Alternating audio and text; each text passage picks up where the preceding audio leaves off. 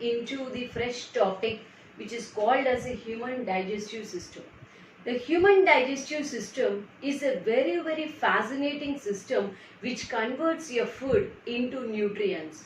So it also plays a major role in the elimination of the waste substances. So it is a very longest mechanism and it is the most complicated mechanism which happens in our body, which provides us more and more nutrients for us to stay healthy for a longer period.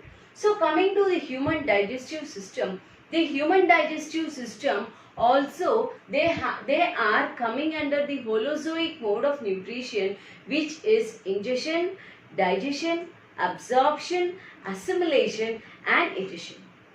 So before entering into the human digestive system, you have to keep in mind the 3 points. So 3 points which you have to keep in mind before entering inside the topic.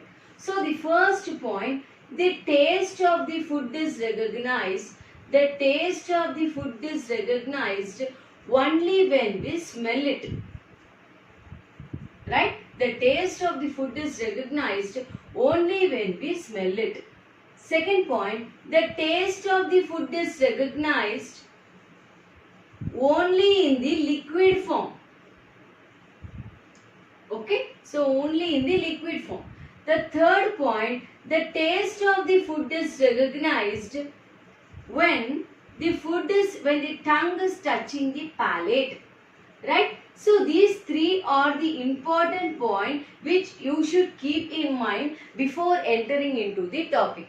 So first point, the taste of the food is recognized only when we smell it. What is the second point? The taste of the food is recognized only in the liquid form. So coming to the third point, the taste of the food is recognized only when it is touching the palate. Right. Now, when the stomach goes empty, see, you are not having food for a long time. So when your stomach goes empty, what happens? The blood glucose level falls down. Okay, the blood glucose level falls down. As a result of that, a hormone is being secreted which is called as ghrelin. So ghrelin is the hormone which stimulates the hunger. Okay, which stimulates the hunger and it produces hunger pangs.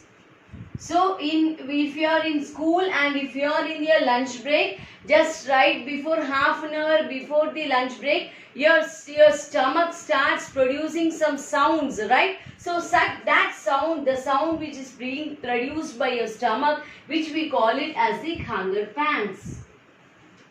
Right? So what happens? Ghrelin is the hormone which stimulates the hunger. Right? So this is the fourth point. Now what happens? When your mother or someone brings the food, obviously you will tempt to eat the food. Right? So what happens when your mother is bringing the food to you? Obviously by the smell of the food, you are able to identify what special your mother has prepared for you. Right? So, if you are smelling it, obviously or automatically the salivary glands which is present inside your buccal cavity starts secreting the saliva. You might have been familiar with the conditional reflex of Evans Pavlov's experiment, right? So when we smell some delicious food, obviously we salivate. Right? So what happens? We start consuming the food. So coming to the mouth part. So what happens? You are taking the food. Okay. So drawing the face is very easy. You have to write 1, 2 and 3. So you can cover it. So it is the drawing the face. Just numbering 1, 2 and 3, right, in the reverse. Right, fine. So coming to the ingestion of food. So the process of intake of the food is called as ingestion. Okay, the process of intake of food is called as the ingestion. So this is what? This is the mouth part. This is the mouth part. So mouth followed by a cavity inside. So the inside part of the mouth, it is called as the buccal cavity. So it is called as the buccal cavity. Right. So what are all the parts you can see in the buccal cavity? You can see tongue. You can see teeth. And you can see the palate. Right? So you can see the palate. Right. So this is about the buccal cavity. Now what is the tongue? What is the use of tongue? See, you have learnt in the previous chapter, sense organs. The tongue consists of more than 10,000 taste buds for recognizing the taste of the food substances, and it is muscular in nature, which helps in mixing up the food in the oral cavity. Right? So this is about the tongue. So the tongue consists of many papillae, which is used for recognition of the taste of the food. Right? Coming to the teeth. So if we are talking about the teeth, we have, what is that? We have 4 different types of teeth. So the first one is called as incisors. Next one is canines. Third one is premolars. And the last one is called as the molars.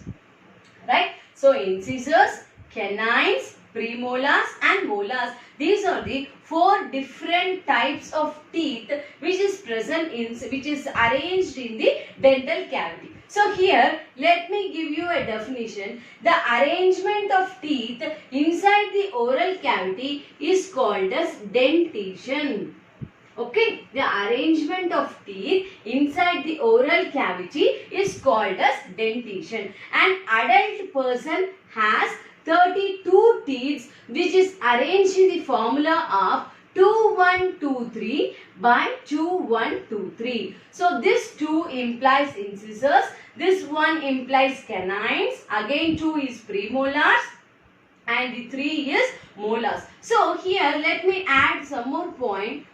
The canines are more prominent in carnivorous animals.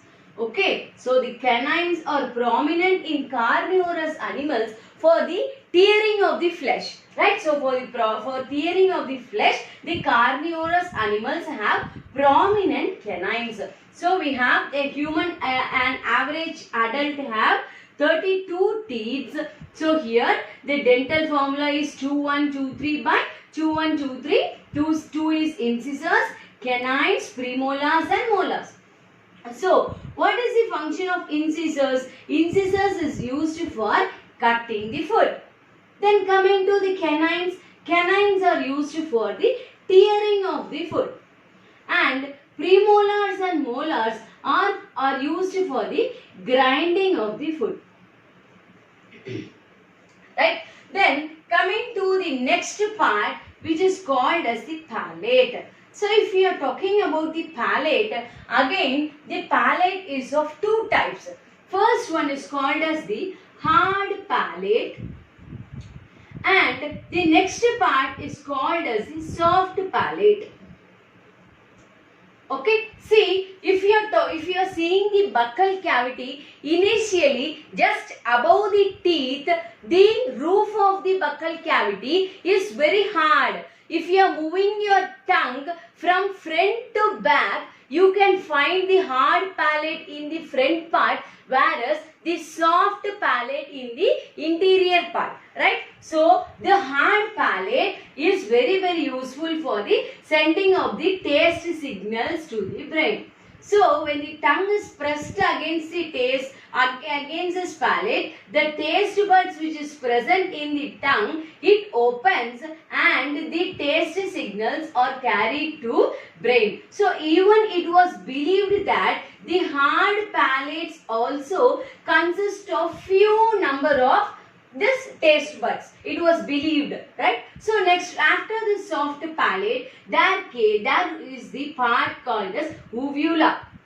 So if you are talking about the uvula, it is the part which separates the oral cavity with the nasal cavity. Okay, so oral cavity is separated from the nasal cavity. So what is oral cavity? The digestive system. So nasal cavity is the respiratory system which takes oxygen to lungs. Oral cavity is the cavity where the food is taken to the stomach, right? So oral cavity and nasal cavity is separated by uvula.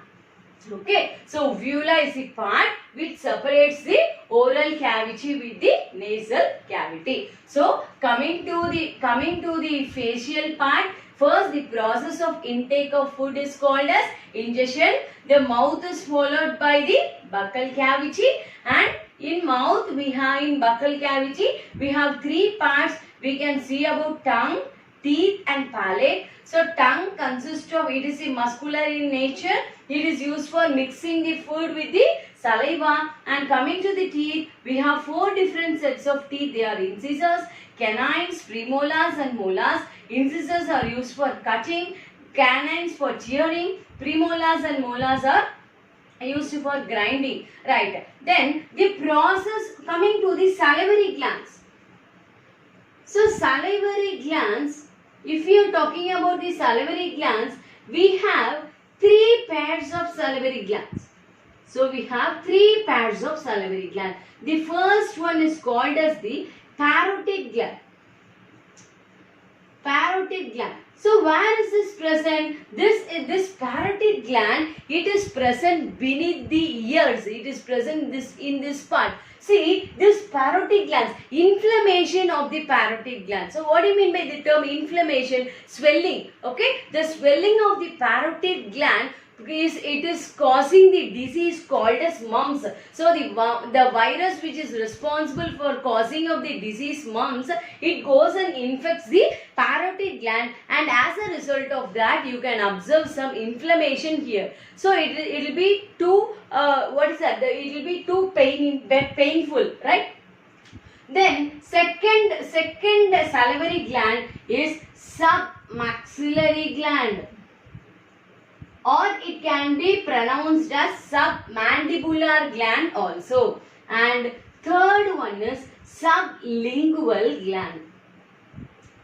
Okay, so these are the three salivary glands which is present in our oral or buccal cavity. And coming to the important definition, the process of crushing of food in the oral cavity is called as mastication. So what is mastication? The process of crushing of food in the oral cavity is called as the mastication, right? So the process of crushing of food in the oral cavity is called as the mastication. So if I am talking about the mastication, we should not forget to discuss about the lower jaws, right? So lower jaws plays a major role. See, if you're just moving your mouth like this up and down in the process of crushing, you could find that the posterior jaws is only movable, and the upper jaw is fixed, right?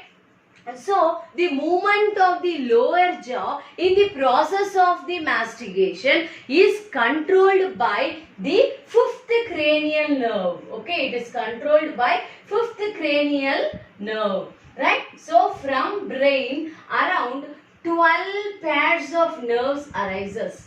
So 12 pairs of nerves arises from the brain to control and coordinate various actions in our body.